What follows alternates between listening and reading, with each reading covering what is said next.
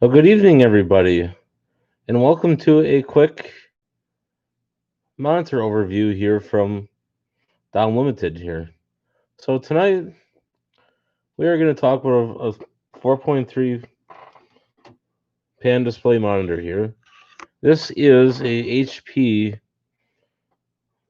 l1706 monitor, so it's a 17-inch, and this thing has been acting kind of wonky, so I figure better get around to making this little video about it before it goes to pot again. Because earlier it kept flickering on and off and doing all sorts of weird, wonky things. So it's probably towards the end of life. But I actually had a lot of good times with these LCD monitors over time. These things are excellent for office use, school use, even at home. These are perfect monitors. Even though it's only 4.3 pan display, but the color is vibrant.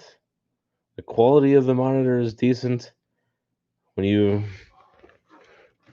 move it around and you pick it up, it just feels like a hefty monitor. It doesn't feel chintzy and cheap feeling. Sorry about that. That was just the speakers that are acting all catawonky. But other than that, turning them off, can't fix that. So I remember when I was in college and that we used these monitors. Not every room that I took classes in had these. Some of them use different monitors, but these things work excellent for graphics. So let's say that you're even doing like video editing or something, which I've done editing on these or using this monitor. The the graphics isn't bad. Even games I've tested, not well as in college, but when I first got this monitor, I played a few games on here. I'm not, as a disclaimer, I'm not really a gamer, but if you play Rigs of Rod on here, it looks pretty good. Farming Simulator looks pretty good. Not in 4K or anything like that or 1080, but if you bring it down a bit, it looks decent. And even Windows XP games look good on here. And even Vista games look pretty decent. I can't show most of that stuff because of copyright infringements that might come out of it, so we don't want any copyright infringements on this channel. We've had enough issues with that in the past. So, and for watching shows and stuff on here, not the news stuff so much, but the older shows from like the early 2090s and earlier in that, the monitor handles itself quite well for that application. And for being an LCD backlit display, when you're doing a lot of different applications and stuff, you can tell that you don't see the backlight or the LCD or the fluorescent tubing lighting going around the screen. Some of your cheap monitors like ViewSonics and stuff like that had you can see half of that crap. But this monitor, everybody tells me, oh, HP monitors are crap. Actually, not really. This is one of HP's, in my opinion, one of HP's finest quality pieces that they have made. And even when I was in high school, they had similar ones to this. And in the chemistry lab, they had computers set up. I believe those were either DC 5100s or 5150s or something. Either that or DC 5700s or 5800s or 5750s. I think that's what they were. But what was cool was the microscopes that they had in the labs had imaging software that corresponded with the computer. So you plugged using a USB 2.0 cable to the computer, and that the program, it was cool enough that you could extend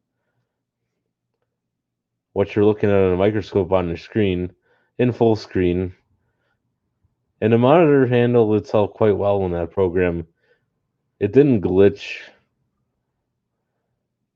at all, and I just, even though this is old technology, I would still have to, if you can find one of these in good condition that works flawlessly, I would buy it. So what if you got the gray? They made two different actually they made four different versions of this monitor, and basically the monitor itself is the same, but the only difference is you get a different stand. This was the cheap model. They made they made a different model. I think two models had different stands, and then the most expensive one featured a DVI and then a couple of USB ports built into the monitor. Where in return you use like a USB style B connector you plugged into your computer, and then you had USB ports on the side. I haven't actually messed with one of those, but using a Wayback Machine, going to that era, you can actually look at all the cool vintage computers that were new at the time. That's how I learned about these monitors in depth. And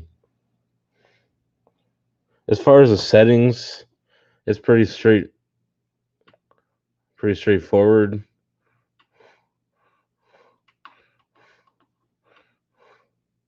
So you got a basic menu and you got an advanced menu. So this is the brightness control. That's at 90. That's contrast. It's at 80. You got image control. So you can auto adjust horizontal. What's cool is you can put the picture up and down, and we're not gonna go through all that, but you kind of get the picture of what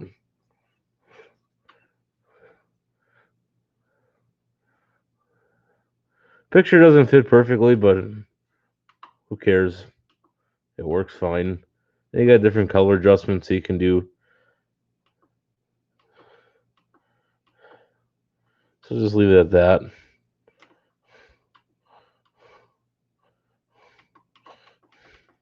So you can change the language.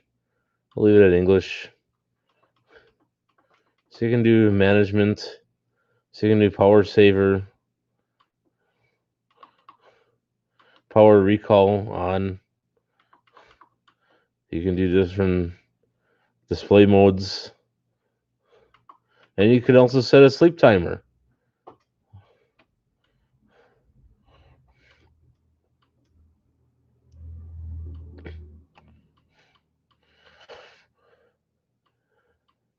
So cancel.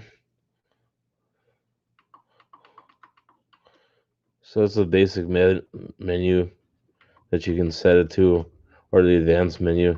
But we're advanced around here, so we don't need basic stuff. So here you can adjust the different OSD positions, vertical. You can do timeouts, and we're not going to do that because it will screw up the way the monitor is working, and we're kind of having problems with it already. So we're not gonna. So this is the information section. Kind of tells you what your current settings are at, how many hours you have on the backlight, and how many hours you have left. And to my surprise, it doesn't actually show that. So I wonder if this monitor is a touch and go where it could just kind of die at any time. So cross our fingers that And you can also do a factory reset. But so, oh, wrong mouse. So as far as like surfing the web, it's perfect for that. So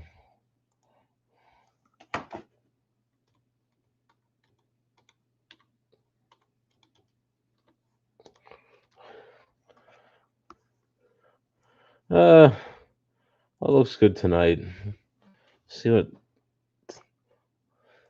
All right, I admit I'm not a Chevy man here. So let's get out of. We'll go customary here. I don't know. Let's throw myself here with. I'll go Plymouth.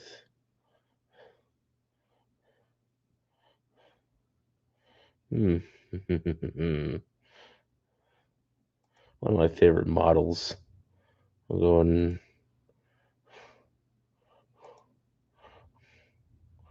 So even looking at pictures and that, I'm sure most of you are familiar with Plymouth Acclaim. Those things are awesome. So just to kind of give you an idea, the imagery on here looks pretty good.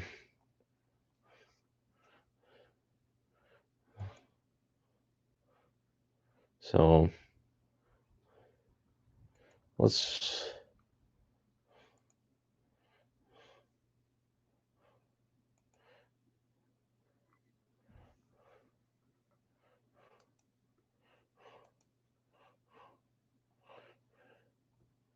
see here.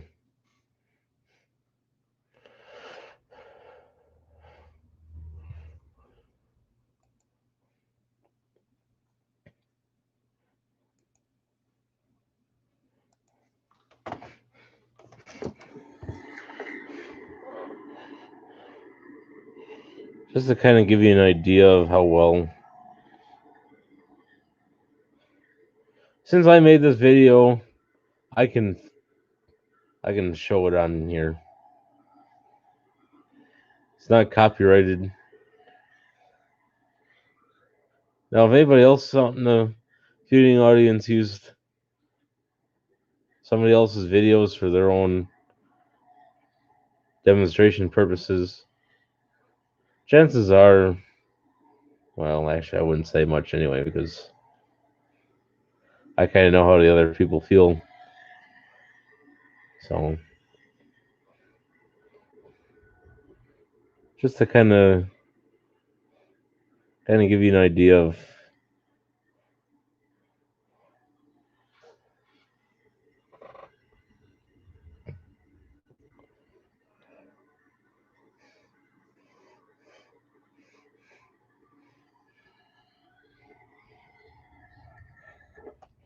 This was filmed on I believe this film was, I did that on an LG Optima 4 or something, which was a very crappy camera, only like a 4 megapixel,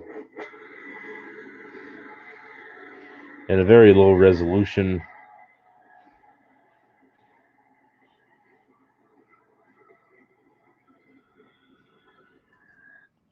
And if you're not familiar with that mower, that is a Kubota GF 1800 with a 18 horse 3-cylinder diesel.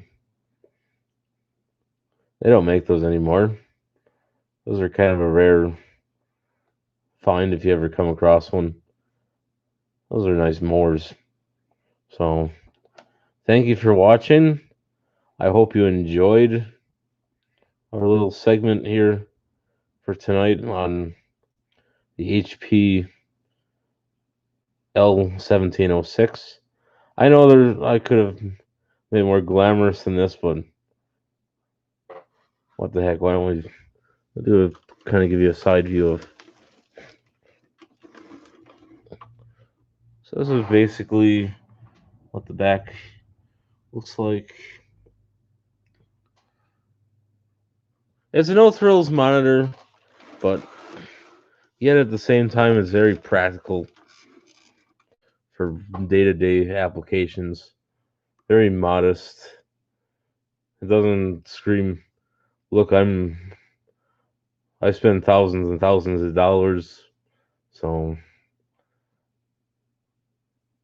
bless you all in Jesus' name. Take care, everybody, and we'll see you soon.